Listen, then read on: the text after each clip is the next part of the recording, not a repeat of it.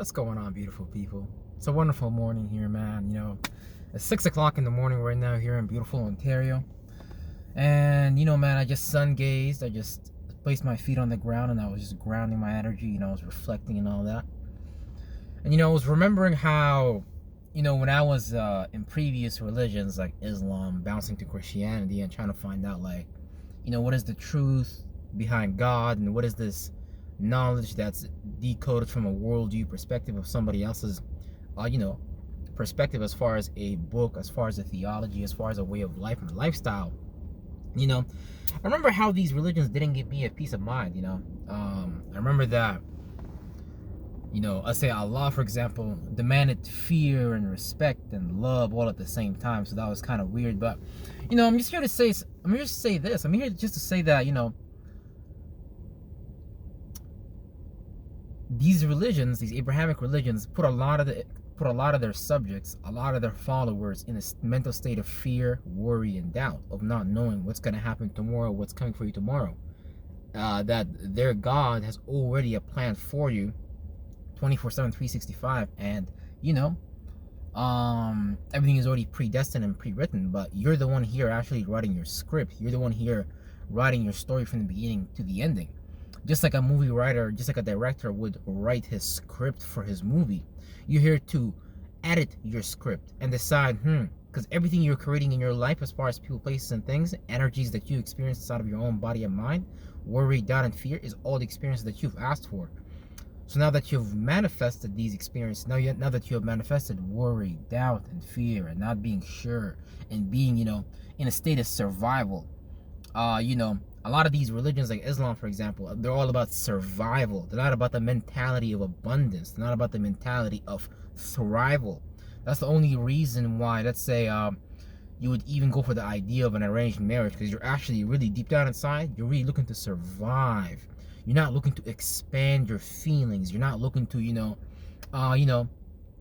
get out of that bubble that you was inside of before, because there's so many realms and realities. Your brain has so many different parts. Every part of your body, an organ, is actually a brain. Your heart is a brain. You experience reality with your heart. Your gut is a brain. You experience reality with your gut. And all these organs, all these different functionalities are important to include in your day-to-day life, in your day-to-day way of being. You're a human being. You're not a human doing. But that's why I had to research this esoteric shit and understand that, damn, okay, really, the Islam motherfuckers, the Christian motherfuckers, it's all just different faces for the same God. And that God really just wants you to experience hell. Hell, which for it being just heaven, for that God, is basically just springtime and summertime. Basically, when the sun is at its strongest, when the sun is at its brightest.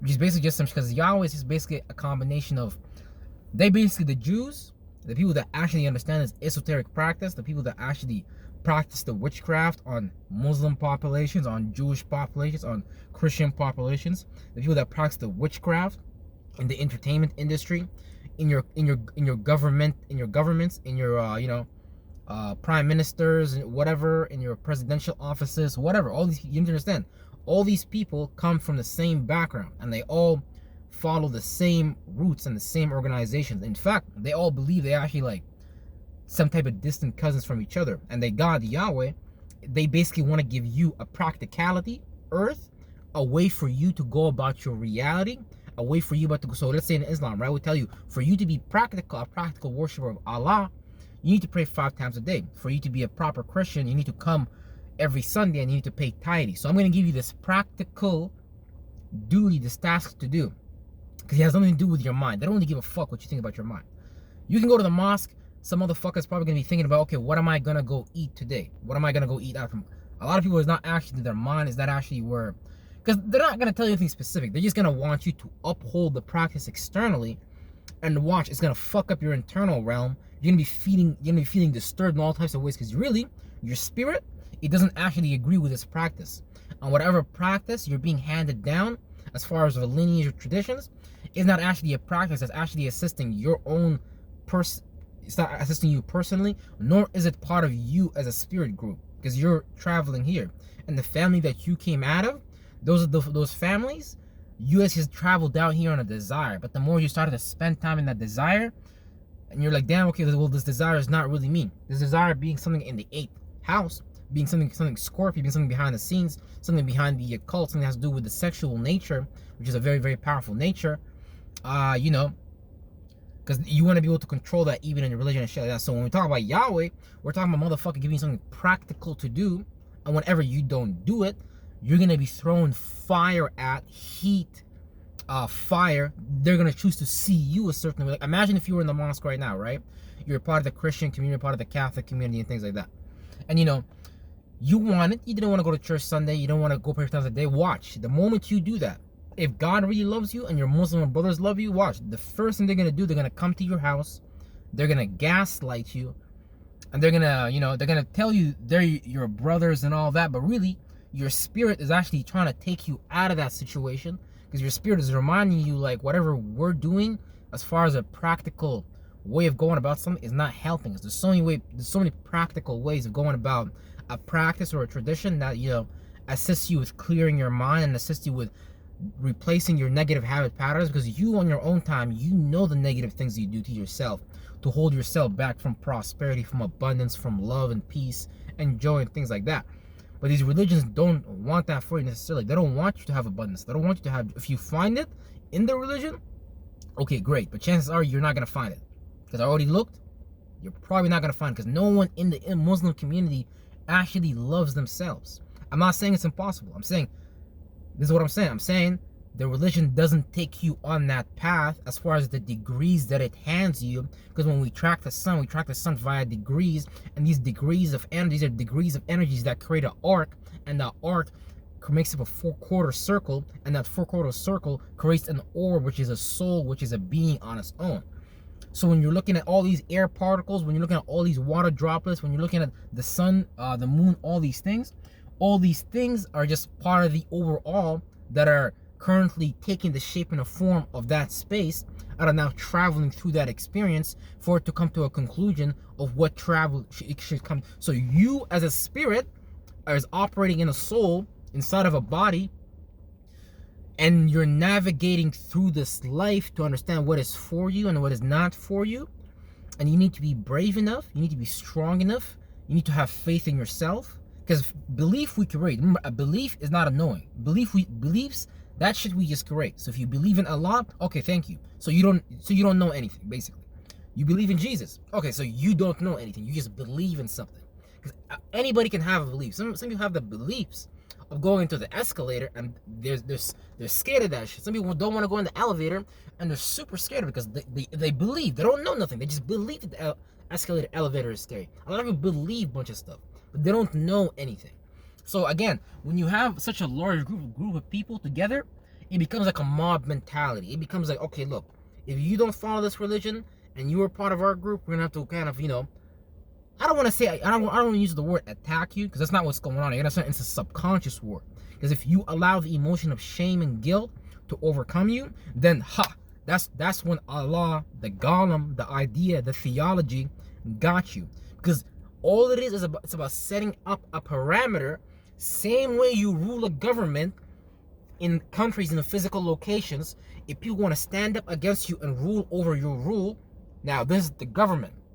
But government is just another wing of it is religion. Because this is how they used to back in the day make the slave tribes worship their ideas so that they don't have their own ideas and they're just following another man's or woman's ideas of the world. So when it comes to a government and I'm ruling over a government, you know, you might not want to let the subjects think that, okay, we can change the model of governance based on me being in the position of power. Because obviously the person in the position of power is not want to let go. So an idea, a mentality can live for a long time. And that mentality, based on what he has written as a set of laws and rules and the people that enforce and shit like that, you might feel ashamed or guilty to, you know, rise up against it. Now, the government is kind of a different thing, because government is a physical structure that we don't associate with God and things like that. So you could rebel against it much easier.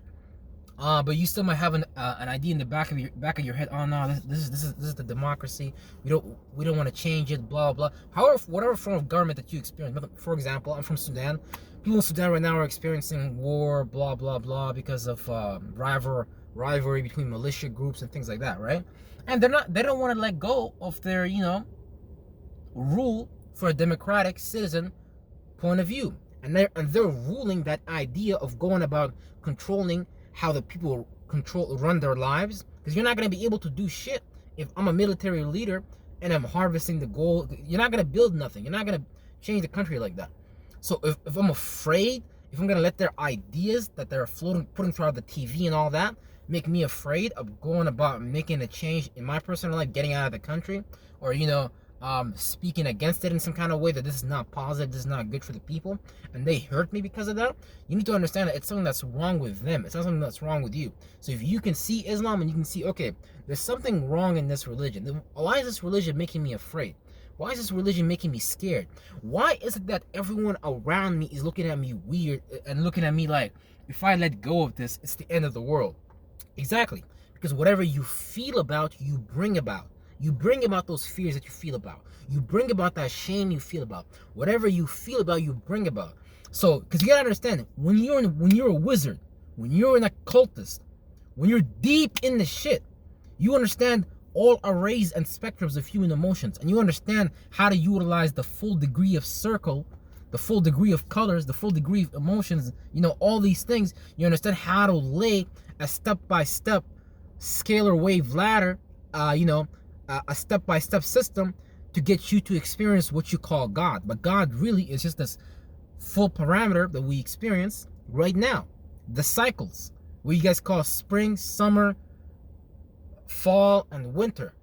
And when you see the vision of Ezekiel, because this is an allegory that the back then a Gnostic or whatever was breaking down, they put that in the Bible. So whenever they explain the wheel within the wheel, they're talking about the tectonic plates. They're talking about the water cycles that happen outside of this planet as well when it comes to other planets and things like that. Because these are all different polarities, and each one of those polarities is a different aspect, is a different virtue and principle that makes the totality of the 360 of an orb, which makes up a soul, which is what you call the body of God.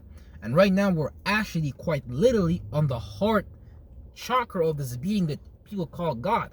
But you need to understand, it's not even God. It's just one being of many other beings. And just like how you're looking out into a bunch of other beings down here, it's the same shit up there. The one people call God is doing that same shit right now, just in a bigger body, in a bigger vessel, in a smarter vessel. And he's looking around like, okay, looking at all these other beings, just like you're down here looking at all these other beings. And the cells inside of it is doing the same thing that it's doing. So if you're seeing people around you going through the emotion of guilt, doubt, fear, shame, worry, happiness, joy, all these different emotions, that means this is the darkness that this being is inside of, as far as different spectrums of light, different temperaments, different energies that this being took, mixed together, and it created a darkness. Because the darkness is when different colors are combined, different energies are, that's a darkness basically. So we're literally inside of this being darkness, looking at our own darkness, separating those lights, those conscious awarenesses, and separating them, looking at them like, okay, is this good for me? Okay, I manifested this, I should transmute it. But that's the thing, that's what I'm saying. So a lot of people don't realize that once they get out of the shame, once they get out of the guilt, once they get out of the worry that the religion puts on them, or whoever is putting that on you to make you do something for them, as far as you relying on an external system that someone created for you, whether it's a friend, and something as simple as you're relying on this friend for things, or you're relying on this tradition or this religion for things, you need to understand that that's literally preventing you from exploring what is actually going on. Because if you go further and you start to look at this friend as is, you probably start to see, damn, this nigga really is finessing me. This nigga really is doing this behind closed doors. Because people think in morality, like as a pastor, man, the pastor will literally, the pastor will fuck bitches in the church, bro. So you gotta understand, the morality that they're trying to put in your head is not the same morality that they're doing in front of you. So you need to understand, morality is nothing but a made-up concept, because the morality in the northern lands, and Sweden, Finland, and all these places is going to be different than the morality that's going to be developed in motherfucking the Middle East. As far as Sudan, Saudi Arabia, there you don't see no democracy. You see military rule. You see Mohammed bin Salman or whatever ruling Saudi Arabia for over 5 or 10 years or whatever it is. Because you gotta understand, different locations require different moralities due to the spectrums and the consciousness awareness that was mixed in the DNA that gave a rise to the body, this carbon clay vessel that you came and possessed as a spirit who was operating a soul, who shows attributes and characteristics, and some of the attributes and characteristics you embody may not agree with the virtues and principles of the geographical location that you're currently on. For example, right now I'm in Canada, Ontario, right? Now this land here is ruled by Gabriel. And Gabriel is nothing but an allegory for winter. When the sun dies, when the sun is at its most distant. This is why winter in Canada is very extreme. If you go to Saudi Arabia, if you go to the Arabian Peninsula, Sudan, Egypt, there it's ruled by Michael. This is why motherfuckers in there are like, we're right about shit, we're right, and they're gonna kill you, and they're gonna show you that they're right about some shit, right? So the main thing is that, you know, all these are just different energies, different spectrums of people, places, and things that we see all the time. So literally, all these just concentrated spectrums, like I said, the vision of the wheel within the wheel, because we are a wheel within a wheel. The earth itself is a part of the wheel. When you're looking at your own glands, your own organs, this physical landscape is the same manifestation made of the same blueprint of your organs. So this little earth we're on, although it's the heart chakra of this being, there's literally a representation of a head in there. And you gotta understand, it's not a literal head, it's a virtue and a principle. Because what it means to be in the first house, what it means to be in Aries, it means to have, for you to have your own individuality, to have your own individuality, to have your own persona, to have your own passion, to have your own way of seeing things, the fire element. This is why Abraham saw God first as a fire, because all those guys in the Middle East worship fire. They're just not gonna tell you that straight up though. But behind closed doors, when you understand the spectrum, when you understand the energy, when you understand the conscious awarenesses, this is what they're gonna be doing behind closed doors. So they literally worship fire. Motherfuckers in Canada literally worship water and earth type of shit. So when I tell you Gabriel, when I tell you about Michael, no, it's not a physical archangel, it's an arc. Meaning that when I talk about an arc, I'm talking about the degrees that the sun travels through the 3 houses of each season, and each of these houses make up an arc. This is why you get the archangels. This is how they even came up with an idea of an archangel. And a lot of these ideas in the Quran as well, like Warsh al-Ilah, the throne of God, that's literally like in the middle of the galaxies. You gotta understand, you have a toroidal field inside of you too, and this toroidal field expresses its aura and pushes out this energy. And this aura is inside of you as well, and it's operating as you, and it's pushing out. So when you walk by people, people are actually literally receiving your energy signature. And if you actually have created a spaceship, a Merkaba, which allows you to go into the 4th, 5th, 6th dimensional skies, and you create bodies there, and you start viewing and looking at things geometrically, just like how we're mapping things out here on geographical locations and looking at the sunrise from the east, from the west, because we're trying to map out and make plans about where is the mosque gonna be, where is the church gonna be. The Masons, they know this. The average citizens, they don't know this, because they just think like they just go to church, they worship Jesus, and niggas and Muslims think they just go to the mosque, they pray 5 times a day. No, that's not how the practice was built. When you understand how the practice was built, you're supposed to go on into perfection then, and you're supposed to go on and understand those things for yourself, because you gotta understand, these are sheep. No disrespect to any of my brothers and sisters, Muslims, Christians, Jews, you know, everybody's my brother, everybody's my sister. So you gotta understand, like, a lot of these practices is just made of a blueprint that you are already made up of. Like, you're already made up of this blueprint. And the better you understand this blueprint, the better you can help yourself, the better you can carry your cross, which just basically means to carry your responsibilities and responding to your ability, and not just giving birth irresponsibly to things.